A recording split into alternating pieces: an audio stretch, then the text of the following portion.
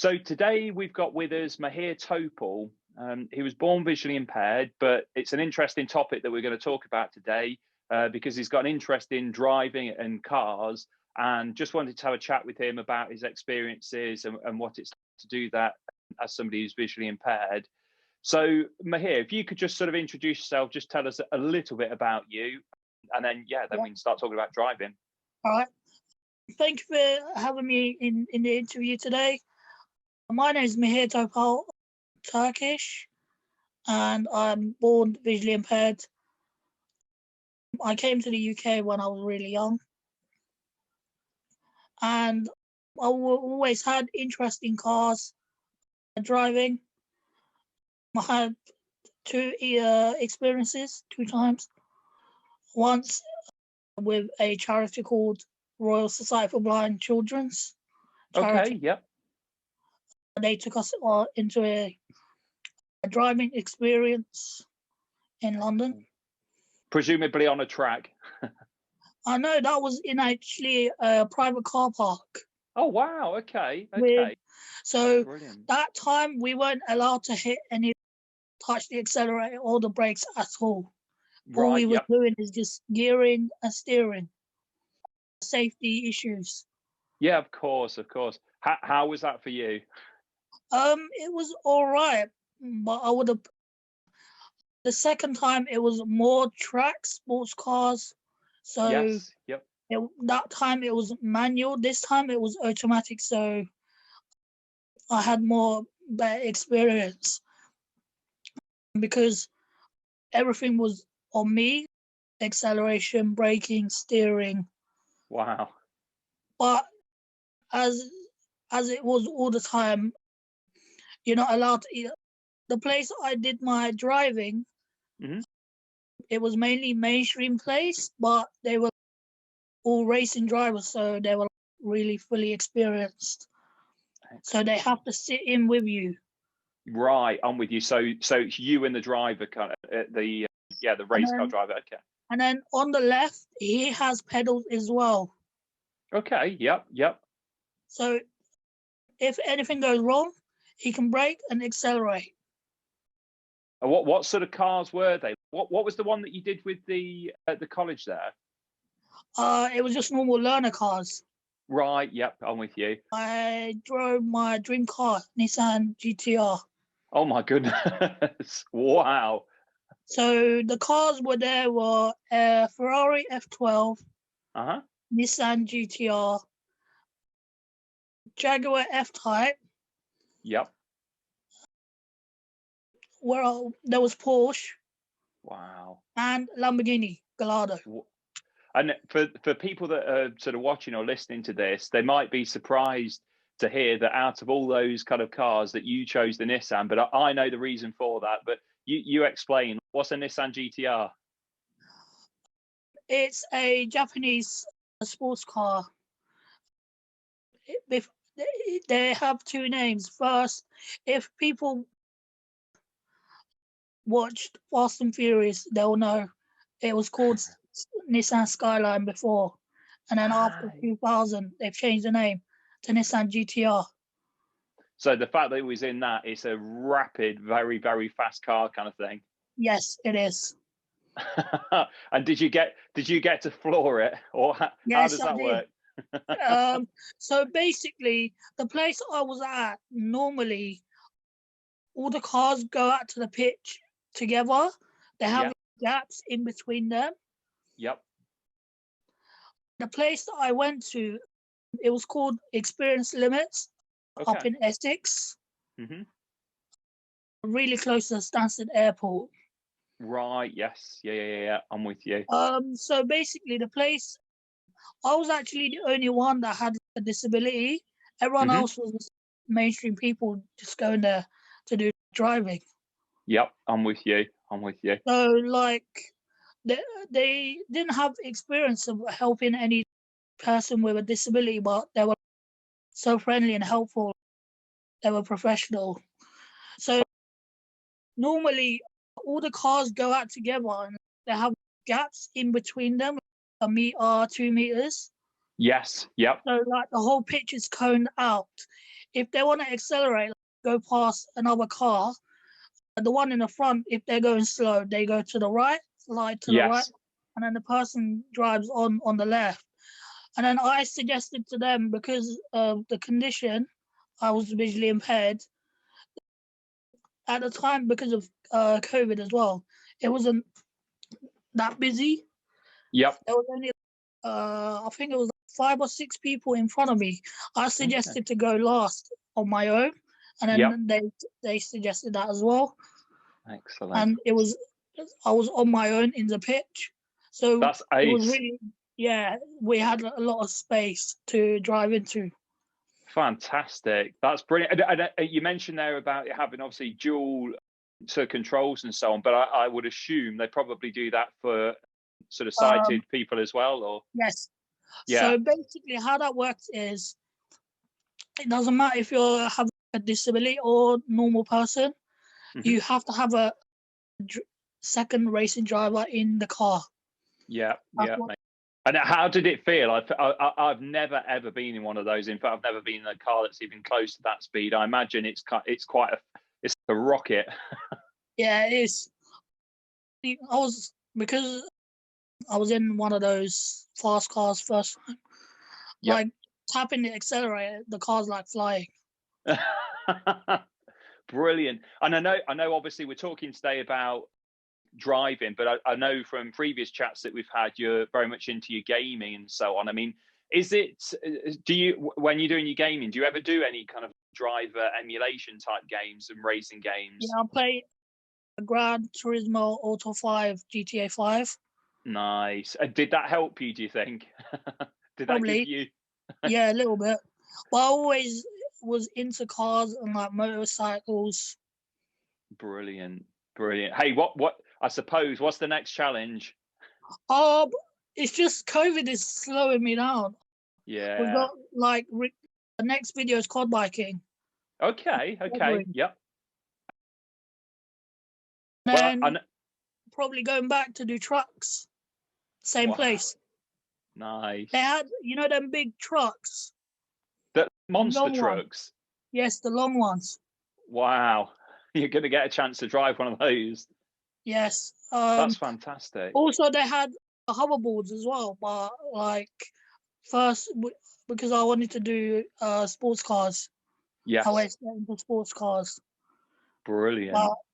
So basically, what I was trying to do is just at the end, I found my topic for my YouTube channel, mainly anything on wheels. Yep. So that's what my plan is. And have you done the quad biking yet, or that's still to come? Yeah, Yeah, I'm with you. Small track. Yep, I'm with you. Because I know I have ridden a quad bike, and I always find them really kind of difficult because it's not so obviously. big. Yeah, exactly. And also when you're turning, obviously all the wheels are there, and your body's. Yeah, exactly. And how does it work there? Are you on your own there? So you don't have a pillion or anything, a passenger with you? I'm not sure, to be honest. I found a place. I think it's a mainstream place up in Gatwick. Yep. But like, because of COVID, I haven't actually had a chance to like fully speak to them on the phone. Yeah, I'm with you. So still to come, but as you say, yeah, with COVID, it's kind of slowed it down. I was going to ask you that before with the GTR. So presumably, yeah, you've got to, I did wear that a mask before COVID. Oh, you did that before? Okay, then. Well, that's all right. I was That going to was say. like Okay. 2020. Nice. End of the summer. And obviously, sort of as you've just alluded to there, you've got your own YouTube channel. And I know that was one of the things that we wanted to sort of help promote. So what we'll do is we'll have to put a link on this video so that people can sort of follow you and see what's going on. Because, I know that people with vision impairments, driving is a thing. We've got sort of a friend within the company, and he's mad into cars, and it's something that he always enjoys doing. But that is fantastic. Yeah, also, we've got another project we'll be doing, but because we were supposed to go Turkey at Christmas time. Okay. I was going to be driving construction vehicles. Nice. You know, them big ones though, not small ones. Like Yeah, like sheets. yeah, I'm with you. I'm with you. Oh, nice. No, that's good. So you're a petrol head. Do you keep on top? I know I keep getting everybody at the office keeps telling me that I need to be watching the Top Gear, whatever it is, on Amazon Prime. Would you recommend that? Yeah, I don't. I watch it on YouTube, to be honest. Okay, Like yeah, yeah. I prefer the old series. Yep. Yeah, I'm with you. Yeah, Yeah. I'm familiar with that. I'm not so familiar with the new stuff, but I I haven't guess seen the new one at all. you've not. Apparently, it's the old series, but on steroids with a big budget, which sounds good to me. Oh, okay. All right, I need to check it out then. We'll probably have to try and find a link to that as well. But no, that's Yeah, yeah, good. Well, like I say, we'll put a link in this video so that you can, we can share it. But what's the name of your YouTube channel? It's my full name. Okay, so Mahir Topal. There is other ones as well. It's basically when they search, it's the first channel. Okay, brilliant. I've got a picture of me in front of a car with my hat. Excellent. So basically, yeah, when all this is over, you're going to be going nuts, driving all kinds of different things. I'm trying to think of something else that you could do that's got wheels, but I think you've covered just about everything there. Oh, okay, yeah, yeah. So if you want, we can go into the gaming topic. Yeah, if you want to talk about gaming, yeah, no, I'm interested in that. Although I'm not a gamer myself, I'm kind of interested in your kind of perspective on it, and you could probably educate me quite a bit. So, is that something? Yeah, how does that all work? So like what I mean by gaming, it's not about, for example, I play PS4, but I play really close to the TV. Most of the writing isn't accessible, to be honest. It's fully made. Yeah. You have to like figure yourself out and try and read the writings and try and get through the game. Even the analogs, you have to. With me, I put it on 100%, so I can read them. What other kind of technology do you use to help you with your gaming? I don't know whether does VR come into it or headsets or anything. I haven't actually tried it. What I mean by is, screen readers to hit it up like in the game if there's any writing, or like when you're moving it around. That's what I mean, like, with driving games or even football games. Like I play plenty as well. Okay, but yeah, at the moment there's not very much focus on making those accessible. Yeah, that's what I was trying to get into. Like everything's fully mainstream. Like you need at least a little bit of sight to be able to play gaming totally blind people. That's interesting because obviously sort of online and technology as a whole, there's a big push on sort of accessibility and so on. And it's interesting to hear that, yeah, it doesn't seem to be that kind of push when it comes to sort of game design. Yeah. So, okay, that's interesting. And you play that on the PS4, that's your sole kind of, gaming device? Yeah, PS. Would it? That's the thing. I don't know. Have you ever tried any of the sort of portable gaming consoles? I don't know. Again, obviously, because the screen's so small, I would imagine it would just make things kind of sort of worse, as it were. But I don't know. No, I haven't actually tried them at all. That's why I don't even play. People play games on phones. Yes. Yep. I don't even do that because it's small. Yeah, it's kind of too small, as it were. It's too small, and also, like, to figure yourself around is a lot difficult. Yeah. TV. Yeah. Okay. So one of the things that we're doing, sort of as a company, is looking at things, basically solving problems. So problem solved is a sort of a big kind of thing for us this year, sort of tagline. And a lot of what we're focusing on, obviously, is things like reading and writing and so on. And I must admit, gaming isn't something that, I've even thought about before. And it's kind of a shame, really, if that's the case, that they're not made so accessible. So I'm assuming, based on what you're telling me, there's no kind of like voiceover or nothing. There's nothing. No, interesting. You have to like figure it yourself, try and read the writings yourself Yeah, or I'm with you. Okay. or try and put it into the max it can go Yes. Yep. on the device Yep. I'm itself. with you. Yep. Yeah. Interesting. Okay. And also, can I ask one more question? Yeah, of course you can.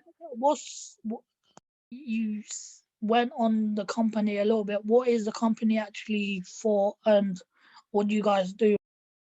So we design and manufacture assistive technology to help people that are either visually impaired or totally blind to access printed material. So as an example, when things come through the post, can people read them? And with our products using sort of camera and display technology, they can magnify it, making it easier to read. The only slight crossover, and it's just a thought that's crossed my mind, is you could potentially use a device for one of our devices for, say, something like I don't know, a Nintendo Switch or something that's kind of smaller that you could put underneath the magnifier. And we also obviously do things like text to speech, but it's either based on, if it's software, it's obviously done through a computer, or if it's printed material, then it's kind of, it's stuff that you would put underneath the camera. But it's not something, gaming isn't something at the moment, that we're looking at, but I will add it to the list. Yeah, of course. Yeah, I think that's a lot difficult to like manage around, I think, because of software, and you have to go proper hardware, I think. Yes. Yeah. No, I think you're right on that. You're right. And how about while you were going back to the driving, sort of, were you using anything to help you? Although the car is just a regular car and so on, was there anything that you found that was kind of that helped, that you think, oh, next time I don't know, take this or do this? Anything that you would have done differently, do you think? Everything was accessible, to be honest. The person was helping me. For example,